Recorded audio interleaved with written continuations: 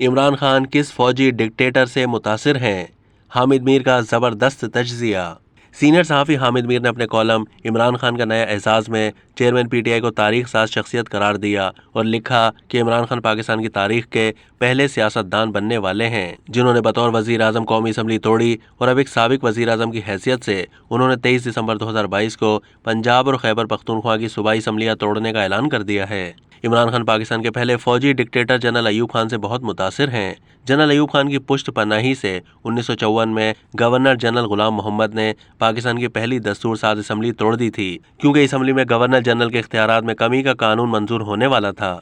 बाद अज़ां जनरल अयूब खान ने 1958 में सदर इस्कंदर मिर्जा के साथ मिलकर 1956 का मुत्तफिक आइन और असम्बलियाँ तोड़कर माशाल्लाह लगा दिया।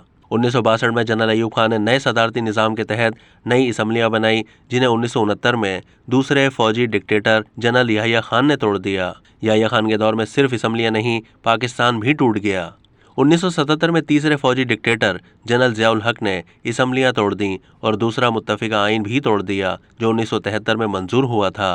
जनरल ज़िया ने 1985 को गैर जमाती असम्बली में 8वीं तरमीम के जरिए असम्बली तोड़ने का इख्तियार हासिल किया और 1988 में अपनी ही बनाई हुई असम्बलियाँ तोड़ दीं। 1990 में सदर गुलाम इसाक खान ने मोहतरमा बेनज़ीर भुट्टो की हुकूमत को असम्बलियों समेत फारिग किया और 1993 में नवाज शरीफ की हुकूमत को असम्बलियों समेत फारिग किया। 1999 में चौथे फौजी डिक्टेटर जनरल परवेज़ मुशर्रफ ने असम्बलियाँ तोड़ दीं। जो काम माजी के 4 फौजी डिक्टेटर और गुलाम इसाक खान जैसे ब्यूरोक्रेट करते रहे, वो काम सन 2022 में इमरान खान कर रहे हैं।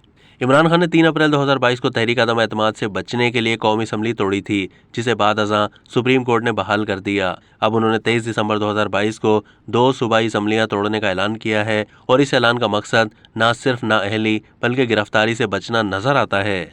अब तक के लिए इतना ही। मज़ीद मालूमात के लिए डेली जंग के यूट्यूब चैनल को सब्सक्राइब कीजिए।